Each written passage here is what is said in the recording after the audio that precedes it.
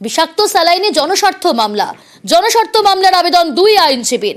মামলা দায়েরের অনুমতি প্রধান বিচারপতির।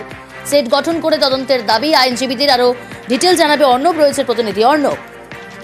এটা একজন চিকিৎসক এবং আরেকজন আইনজীবী দুজনে জনস্বার্থ মামলা করেছেন এবং স্যালাইন কাণ্ডে গত কয়েকদিন যা চলছে তার রেস এই মুহূর্তে কলকাতা হাইকোর্টের। এবং বৃহস্পতিবার দিন এই স্যালাইন কাণ্ড নিয়ে যাবতীয় বিষয়ের শুনানি হওয়ার সম্ভাবনা তৈরি হয়েছে প্রধান বিচারপতির মামলার অনুমতি দেওয়ার পরই। এবং এক্ষেত্রে যে আবেদন করা হয়েছে, তুমি যেমনটা বললে, সিট অফ বিশেষ তদন্তকারী দল তৈরি করে সিবিআই তদন্ত এবং একই সঙ্গে আর্থিক অপরাধ লুকিয়ে থাকলে এই স্যালাইন কাণ্ডে সেক্ষেত্রে ইডিকে দিয়ে তদন্ত করার আবেদন রয়েছে। এবং একই সঙ্গে রাজ্যের বিভিন্ন হাসপাতালে এই মুহূর্তে স্যালাইনের কি পরিস্থিতি তার আপডেট কি, এবং একই সঙ্গে মেয়াদ উত্তীর্ণ স্যালাইন আদৌ দেওয়া হয়েছিল কিনা বা এই বিষয়ে রাজ্যের সংশ্লিষ্ট স্বাস্থ্য দপ্তরের সেই সেখানে নজরদারি কি ছিল না ছিল সেই সংক্রান্ত রিপোর্ট হাইকোর্ট তলব করুক, এই আবেদনও মামলা করা হয়েছে। বৃহস্পতিবারই বোঝা যাবে প্রধান বিচারপতি ডিভিশন বেঞ্চ এই ঘটনায় আদৌ হস্তক্ষেপ করবে কি করবে না। বেশ,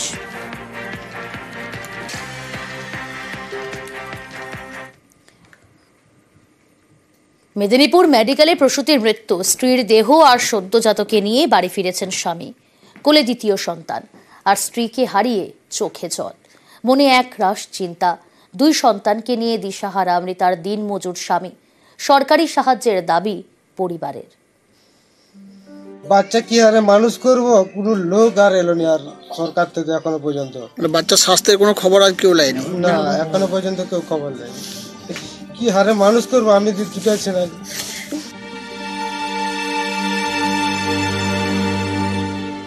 কুল আলো করে ফুটফুটে সন্তান জন্মেই সে মাকে হারালো। হাসপাতালেই প্রাণ গেল প্রসূতির। বিষ স্যালাইনে পার্শ্ব প্রতিক্রিয়ায় মৃত্যুর অভিযোগ। মেদিনীপুর মেডিকেলের ঘটনায় রাজ্য জুড়ে শোরগোল, আর সেই প্রসূতির বাড়িতে সকলে শোকে পাথর।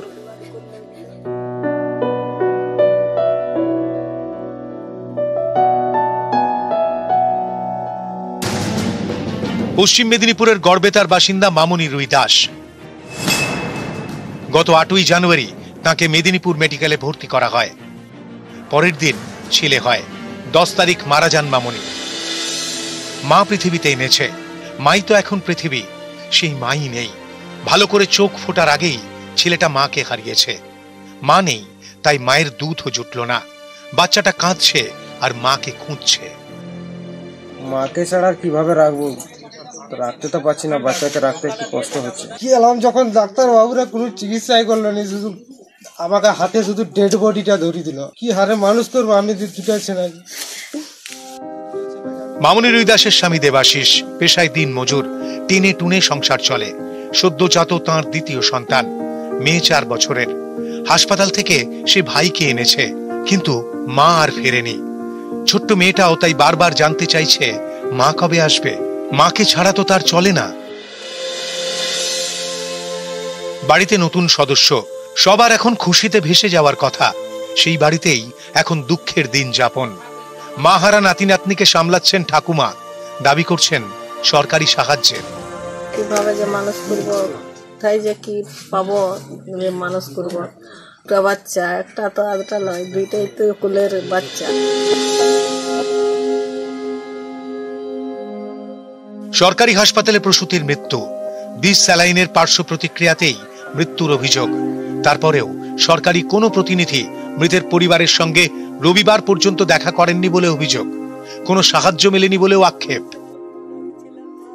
আমার একটাই বক্তব্য, যদি সরকার বা স্বাস্থ্য কেন্দ্র যদি দেখে, স্বাস্থ্য থেকেও যদি এসে ওনারা কোনো রকম ট্রিটমেন্ট করায়, তাহলে বড় একটু সুবিধা হয়। মা মানে নিশ্চিন্ত আশ্রয়। বাচ্চাটা জন্মেই আশ্রয়হীন। তার 4 বছরের দিদি, সে মাকে ছাড়া থাকতেই পারে না। এই দুজনকে কিভাবে বড় করবে? ওদের সামনে চোখের জল গিলে কিভাবে আবার জীবনে ফিরবে? উত্তর খুঁজছে রুই দাস পরিবার। গড়বেতা থেকে সুকান্ত চক্রবর্তী, নিউজ 18 বাংলা।